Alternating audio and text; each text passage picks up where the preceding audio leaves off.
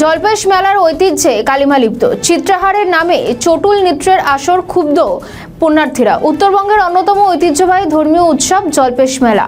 শিবরাত্রি উপলক্ষে আয়োজিত এই মেলায় প্রতি বছর কয়েক লক্ষ মানুষের সমাগম হয়, কিন্তু এবারের মেলায় চিত্রাহারের নামে প্রকাশ্যেই চলছে চটুল নৃত্যের আসর। এমনটাই চাঞ্চল্যকর অভিযোগ তুললেন মেলায় আসা পুণ্যার্থীরা।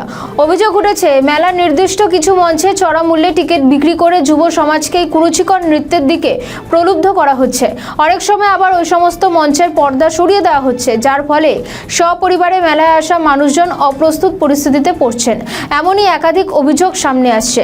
এই বিষয়ে ইতিমধ্যে ময়নাগুড়ি থানার আইসি সুবল ঘোষকে মৌখিকভাবে জানানো হয়েছে, যদিও এখনো পর্যন্ত পুলিশের পক্ষ থেকে কোনো পদক্ষেপের আশ্বাস মেলেনি। তবে বিষয়টি নিয়ে ময়নাগুড়ির বিডিও প্রসেনজিৎ কুণ্ডুর সঙ্গে যোগাযোগ করা হলে তিনি জানান, বিষয়টি নিয়ে তিনি জেলা পরিষদের সঙ্গে কথা বলে প্রয়োজনীয় ব্যবস্থা নেবেন।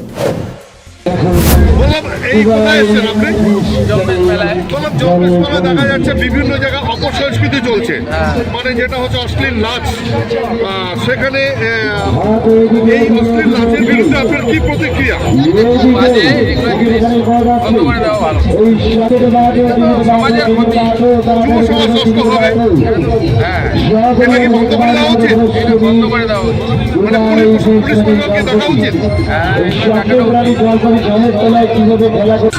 অ্যাকচুয়ালি কি যে নিউ জেনারেশন যেটা অ্যাকচুয়ালি আজকে ডেটে একটু ইন্টারনেট দুনিয়া, ঠিক আছে, কিন্তু এটা হওয়াটা উচিত না।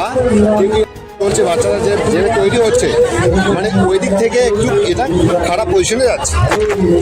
এর কারণ হচ্ছে এটা মানে অশ্লীল আর অশ্লীল এটার মধ্যে তো আছে অবশ্যই। সেই এখানে অশ্লীল হলে কি বলবে? সেটার মধ্যে কি অ্যাকচুয়ালি যারা বেশি অশ্লীল হওয়াটা ভালো না, লিমিটেড যেটা মানে সামাজিক সেটা হওয়া উচিত। এটা কি এটা তো সেরকম করে দেখা যায়, সবাই তো ফ্যামিলি নিয়ে আসে না, তো এটাকে কি ভালো চোখে দেখা এটা নয় না।